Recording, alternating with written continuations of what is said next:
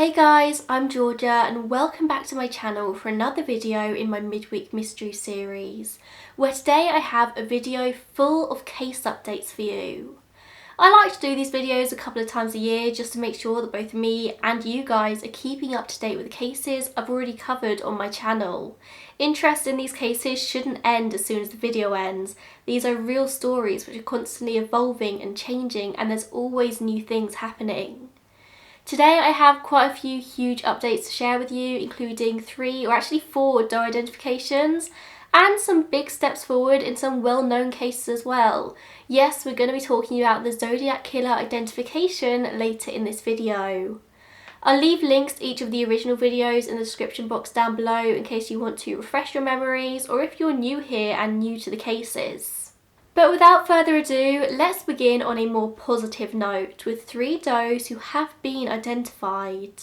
There have been so many huge steps forward in doe identification in recent years, so expect more of these huge IDs in the coming months. We're going to start with Septic Tank Sam, who has officially been identified as Gordon "Gordy" Edwin Sanderson. This is a Canadian case in which the body of a tortured and murdered man was found inside a septic tank in Alberta in 1977. His murder was said to be one of the most horrific in Alberta's history. He had been beaten, tortured and burned with a blowtorch and lit cigarettes. He had been sexually mutilated and shot at least twice. Whoever disposed of his body in the septic tank covered it in a massive amount of quicklime, which sped up decomposition and meant that he was unable to be identified by the time he was found at least a year later. Septic Tank Sam remained unidentified for 44 years.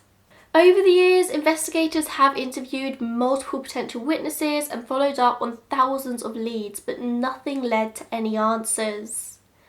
But there was renewed hope just a couple of years ago when his DNA was sent to a Houston-based company called Othram. I actually worked closely with Othram on a couple of cases I shared around this time last year. They're an amazing company doing some really amazing work. Othram were able to build a genetic profile from some very degraded DNA, and they uploaded this information to genetic databases such as GEDmatch and worked on a family tree. Investigators reached out to potential family members who had uploaded their own DNA profiles, but eventually they got a match to his sister, Joyce Sanderson. Gordon's identity was discovered in January 2021, but then the case became an active homicide investigation. He had been murdered after all. It wasn't announced publicly until the 20th of June this year that Septic Tank Sam was Gordon Sanderson, a 26-year-old Indigenous man from Manitoba who was living in Edmonton at the time of his death. Gordon's story is a really sad one. At 9 years old, he was taken from his Indigenous parents and placed into foster care under the 60s scoop. This is something I intend to make a full video on sometime, but this was basically a very racist Canadian government policy from the 50s all the way through to the 80s, which enabled child welfare authorities to remove children from Indigenous parents and place them in foster homes awaiting adoption by white families. Yeah, that really happened. And Gordon Sanderson was one of the victims of this. As you can imagine, being ripped away from his family at 9 years old for no apparent reason caused a lifetime of trauma, and Gordon would sadly come to struggle with addiction throughout his life, having multiple run-ins with the police as a result of this. In the 70s, he lived in Edmonton, and the last time he had contact with his family was when he told them he was going to visit his younger brother Arthur in Calgary. But he never made it, and none of his family ever heard from him again. Gordon's sister Joyce had lost contact with her brothers, but did report Gordon missing in the early 80s. Nothing would ever come of this, and she wouldn't hear any updates until the identification earlier this year. So now we have an identity, and Gordon's family, including his daughter, can begin to process what happened. But this case is not closed. There is no doubt that he was brutally tortured and murdered, and someone is responsible for this. They still have no idea who could have wanted to harm Gordon in such a way, and whilst they speculate that he was killed by associates of his who were involved in criminal acts in the Edmonton area, There's no proof, there's no answers. It's asked by the Alberta RCMP detectives that anyone who may have known or spoken to Gordon before his death, or anyone who may have information regarding his homicide, come forward with information. I'll include contact details down below. It's suspected that his killer or killers may have been local to Beaver County, Alberta, had known Gordon, and had owned or had access to a .32 caliber semi or automatic weapon. Woodlawn Jane Doe was discovered in 1976 in Woodlawn, Baltimore County, Maryland, and for 45 years her body remained unidentified. She had been beaten, strangled and raped before being dumped at the back gate of a cemetery on Dogwood Road with 2 bandanas and a bag for grass seeds over her face, fastened behind her head. Her cause of death was said to be suffocation from a piece of the grass seed bag that was found in her throat, and she had also been highly sedated with chlorpromazine, a drug that is commonly used for treatment in schizophrenia. I'm happy to say that in September 2021 it was announced that Woodlawn Jane Doe's name was Margaret Vetterolf, a 16-year-old girl from Alexandria, Virginia. Margaret was identified again via genetic genealogy with the assistance of the National Centre for Missing and Exploited Children, Bode Technology, and once again, Othram. Bode managed to get a DNA extract from the remaining very degraded DNA evidence and sent this extract to Othram in the hope that a genealogical profile could be built, which it could. Othram then returned this information to Bode, who worked with the Baltimore County Police to work backwards through Margaret's family tree, finding genetic matches. They were able to find distant relatives who they contacted, and they worked from there to find a missing person within this tree.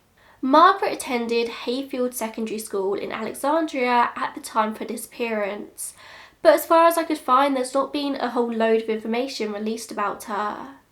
Her brother did tell WCVB that Margaret was a habitual runaway. Investigators have headed to Alexandria to try and figure out what might have happened, who Margaret was last seen with, to talk to the people who knew her. It seems that her family had reported her as missing 1 year earlier in 1975 after she last ran away, and it's not known what happened to her in that year before she was found dead in 1976. Her brother said that they always wondered what happened to Margaret and why she didn't contact them, and he always suspected the worst. At least now there's a small amount of closure. But now they have an identity, and investigators are one step closer to catching the person responsible for the murder.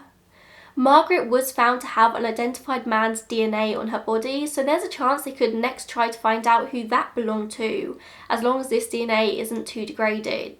I definitely don't think we've heard the last of this case, and the investigation continues. And then we have Walker County Jane Doe, who was discovered on the 1st of November 1980 in Huntsville, Texas. She was thought to be between the ages of 14 and 18, and her body was discovered within just hours of her death. Whilst there were potential witnesses and sightings of this girl in the hours before her death, investigators have never been able to find out an answer as to who she was.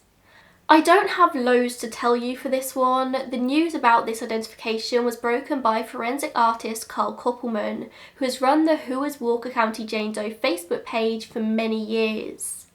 He posted on the page that she had been identified according to a message he received from a friend of the family of Walker County Jane Doe.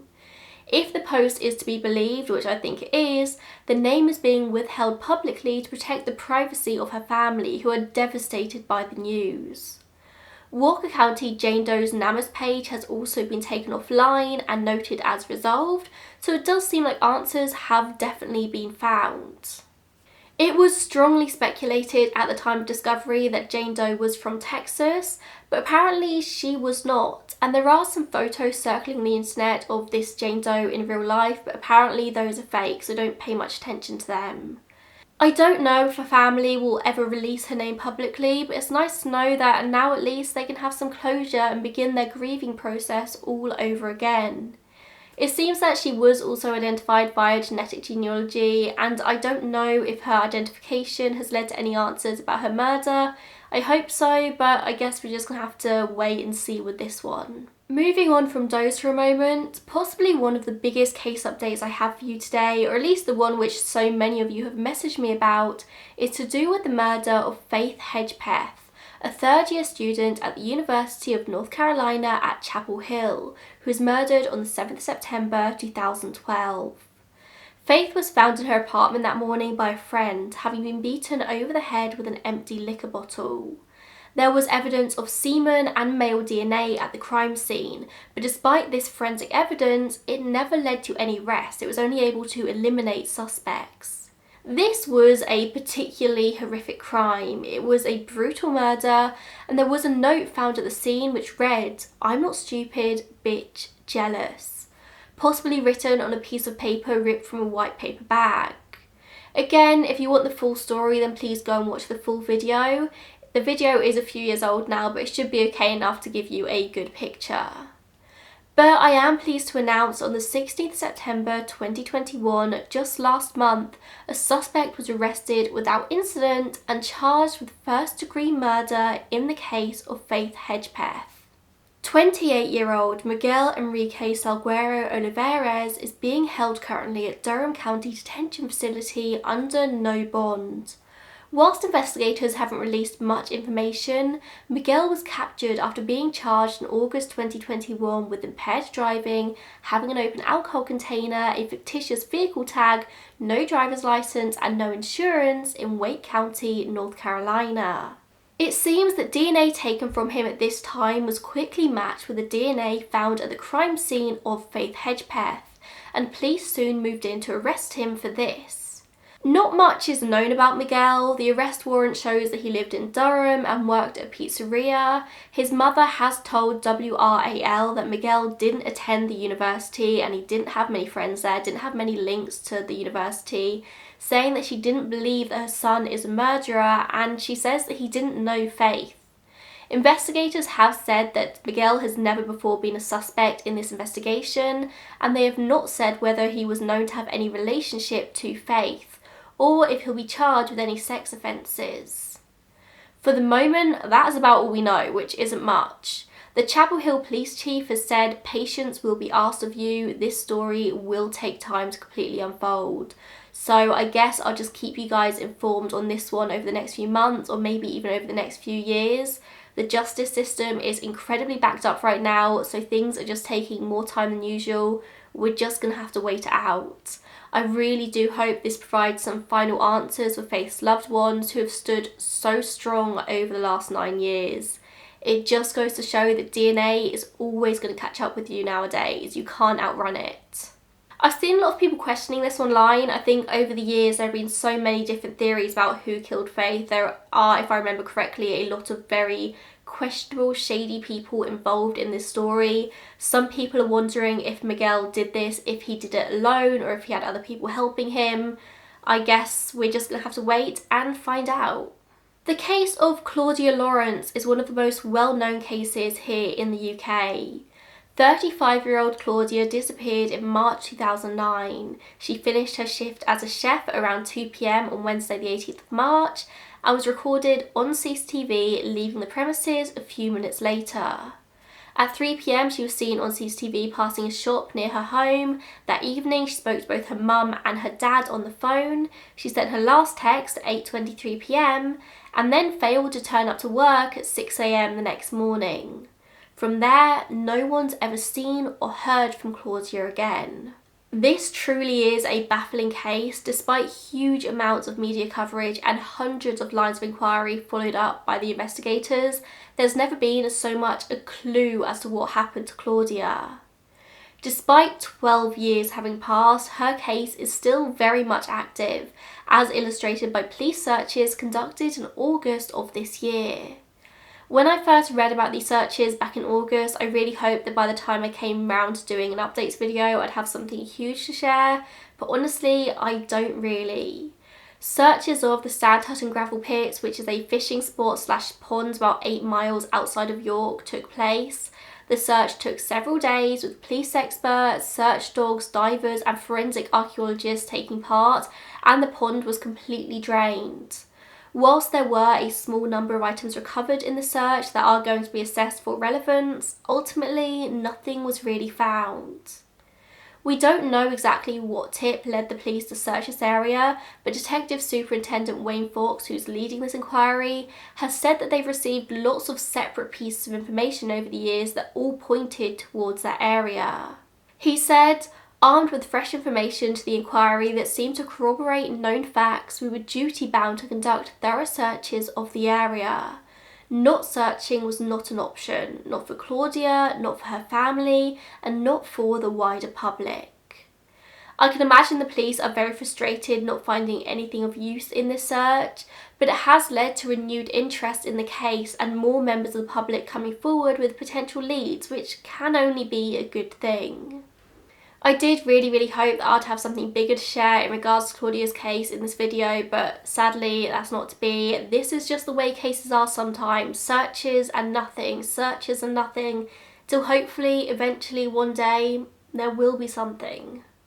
Which brings us next onto the serial killer portion of this video. Some updates in some serial killer cases from over the past few months. Big searches, victims identified, and killers identified. We're going to be starting with yet another victim of Samuel Little's being identified finally as Clara Birdlong. As I was writing this at this point, I realised that I should have included this in the Doe section at the beginning of the video, but we're here now. Samuel Little is said to be America's most prolific serial killer. He has confessed to killing 93 people during his crime spree, which spanned from at least 1970 till 2005, probably even longer. The FBI has confirmed at least 60 of these confessed murders, and it's widely thought that Little specifically chose victims who he suspected wouldn't be noticed as missing. The majority of his victims seem to have been black female sex workers. But on December 27th, 1977, some hunters in Mississippi came across the skeletal remains of a woman who would become known as Escatawapa Jane Doe, or Jackson County Jane Doe. A medical exam at the time revealed that the remains belonged to a short black woman with a distinctive gold tooth, and it's thought that she would have been wearing a wig. Although nobody knew for many years, it's believed now that she was a victim of Little. After his confession, he provided a sketch of this woman in life, as he did with so many of his victims, and his confession around this murder matched the details the police knew of this Jane Doe. In a really weird twist in this Doe case, the police eventually found out who the murderer was before finding out the identity. Little told investigators that he met this woman at a bar in Gulfport in 1977, where she lived at the time, as she had very rough hands from working as a pipe fitter at Ingalls Shipbuilding Yard in Pascagoula. He described her as a great woman who would have made a good wife. He bought her a meal that night before driving her to a rural area and strangling her before dumping the body in the woods. The description of this crime matched where the body of Escatawapa Jane Doe would be found months later. It was announced just a couple of weeks ago that thanks to genetic genealogy and Othram once again, Jane Doe was identified as 44-year-old Clara Birdlong. This identification has been years in the making after a Pascagoula police detective called Darren Vasiga discovered her cold case file in 2012 and uploaded her data into NamUs. In 2017, her bones were sent to the Mississippi State Crime Lab, and in January this year, Othram helped build a family tree for the woman using her genetic details. They found a potential distant cousin in Texas who put them in touch with her grandmother, who told investigators about a cousin of hers, Clara Birdlong, who left home in the 70s and was never heard from again. She was never reported as missing. Other distant cousins have said that Clara went by the nickname Nuttin, and she was described as a small woman who had a gold front tooth and wore a wig. Soon her identity was confirmed and her case has now been closed. We know both her killer and her identity, which is the best you can ask for in cases like this. Next up, there was some potential big news for the families of victims of Fred and Rose West in May of this year. But sadly, just like the Claudia Lawrence update, this didn't really end up coming to anything, but I think it's still worth sharing. 15-year-old Mary Bastholm vanished in 1968, and it's long been suspected that she may have been a victim of the depraved Fred West, who committed at least 12 murders between 1967 and 1987, all young women mostly aged between 15 and 27, along with his wife, Rose West. Their youngest victim is believed to have been Fred's own stepdaughter, 8-year-old Charmaine West. Although 12 victims have been confirmed, it's firmly believed that Fred is also responsible for the disappearance and death of Mary Bastholm, but no body has ever been found. Fred and Rose's son Stephen has said that he believes that Mary was a victim of theirs, having overheard his father bragging about it before his death. With strong suspicion but no actual answers, I can imagine the Baston family being left in this purgatory for the last 50 years. But then, in May of this year, the basement of a cafe in Gloucester called Clean Plate Cafe was excavated, in the hope that it might uncover Mary's body. This came about when an ITV filming crew who were making a documentary about the Wests came across what they suspected could be a vital clue. They were filming at the cafe, which used to be the Pop-In Cafe where Mary worked and Fred was a regular customer. They certainly would have known each other. It's said that the filmmakers had identified voids within the basement of the cafe within sort of 2 toilet cubicles, and the area was vented with some drill holes. Cadaver dogs were then brought in to get an indication of any scent that lay within, and the dogs did indicate a minor to medium indication. So they inserted an endoscope into one of the holes and got a grainy image of what seemed to be blue material. Mary was wearing a blue coat, a white and blue dress and a blue bag when she went missing from a bus stop on Bristol Road in January 1968. After this discovery was made by the ITV team, forensic archaeologists were sent in, who did confirm that there were structural anomalies in the cellar which warranted further exploration. It's also thought that Fred, who worked in construction, could have been involved in building works at the cafe, although it is noted that at the time Mary disappeared, he would have only been 24 years old, and early on in his building career, he probably wouldn't have been trusted to do such extensive work in the basement. And there is also a question as to whether renovation work in the cellar was carried out in 1968 or later in 1976. Also, Rose West would have been just 14 years old at this time, so she wasn't even Rose West yet, so it's not thought that she would have been involved in this particular crime with Mary. Excavation work began at the cafe in mid-May after they obviously told the police, and they were expected to last for several weeks, with the focus being on the 6 void areas under the cellar. The Detective Chief Inspector has said, "The analysis from our experts and the material provided by the production company means that there is enough evidence to justify excavation work beginning." Using a power drill, contractors quickly began work in the cellar. It was noted that because Gloucester has been inhabited since Roman times, there's a chance they may have found other human remains. So even if they did find something, if they did find a skeleton, that wouldn't have necessarily been an answer straight away. Investigators said that they wanted to finally be able to provide Mary's family with solid answers. But in the end, nothing was found. The blue colour was found to be part of a broken pipe, and there was nothing else to indicate that this is where Mary was buried. Everyone was disappointed to not find Mary, but at least that's another location linked to the West that can be struck off the list of potential burial sites. This search was controversial though, obviously causing disruptions to this small independent business and other businesses in the area. Some people were furious that the police spent so much money on a fruitless search. It was £80,000 and about 130 officers involved. But I don't know, I think it's better that they do something rather than nothing. This kind of strikes me as a damned if you do, damned if you don't kind of situation. Hopefully Mary's body will soon be found, you've got to have hope, and this has brought renewed attention to the case, which can only be a good thing. And finally, what I'm sure most of you are here for, the alleged identification of the Zodiac Killer as Gary Francis Post. The way this news was broken in the media on Wednesday the 6th of October made it seem like this was it, the big identification. For one whole night on Twitter, I just watched as everyone lost it. But if you actually read the articles, it was clear from the get-go that this was not an official identification. Does that mean it's completely incorrect? Not at all, but both the FBI and the Californian police have since said that the Zodiac case is still very much open, and they've shut down any claims that the Zodiac has been identified. This case is not solved. Yet. So how did all this come about in the first place?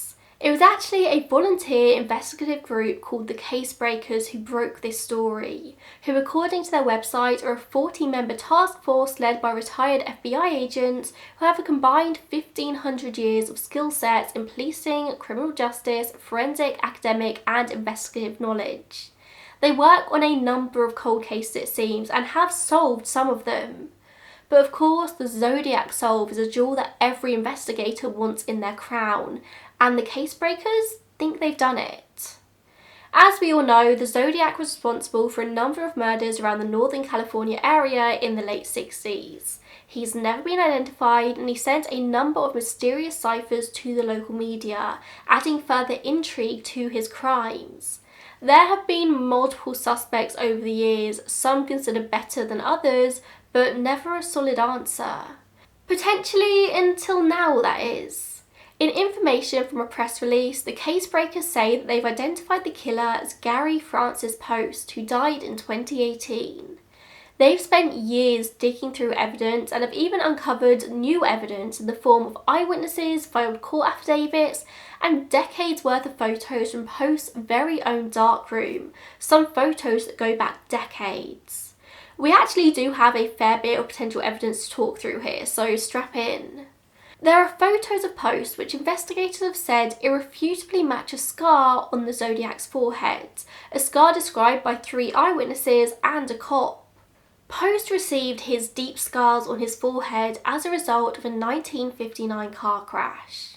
Other photos of Post include a 1980 selfie of a silhouette which seems to match the hooded description of the Zodiac that we know so well today, as well as comparisons of his stance. Apparently they stood very similarly. But of course, this is all circumstantial stuff, there's nothing forensic. And at this point, the only way we're going to be able to for sure get a Zodiac ID is through DNA evidence. Often referred to as the 6th Zodiac victim was 18-year-old Sherry Jo Bates, who was discovered outside her college's library in Riverside, California.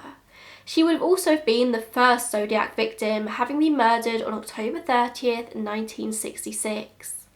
The connection here has never been confirmed, it's only speculation. It was first connected to the Zodiac case 4 years after, but in more recent years the connection has been disputed, and investigators say that they don't think she was a Zodiac victim, and her case does remain open. The Case Breakers, however, think that she was a victim of Posts and therefore of the Zodiacs. Riverside PD recovered a wristwatch with a broken band from the crime scene at the time, which was thought to have come off the killer during the assault.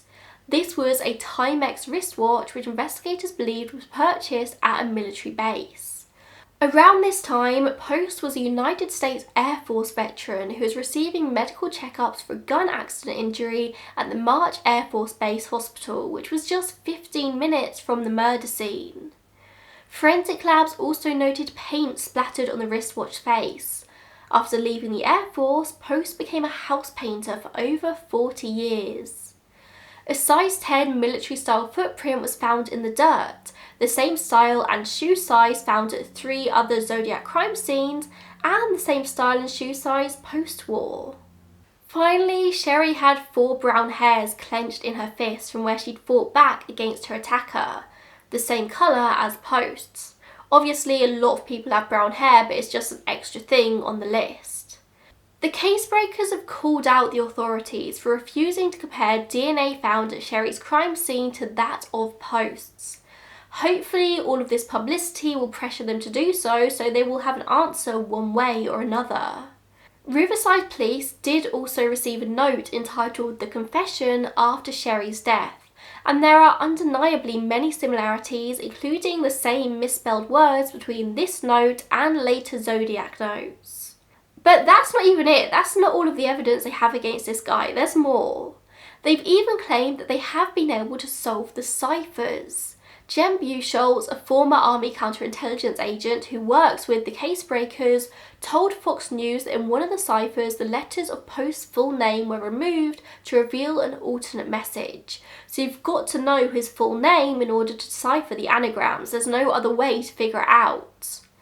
As of the day I'm writing this and speaking about it, I can't find any more specifics about these ciphers, but I'm sure this might come out with time, so I'm going to keep an eye on that. The final damning details here come from eyewitnesses, people who knew Post in real life. One man called Hans Smits told Fox News that he spent 10 years hiding a whistleblower known only as Will, after Will escaped a criminal posse headed by Post. The posse reportedly roamed California's High Sierra region, and Will was groomed into becoming this killing machine.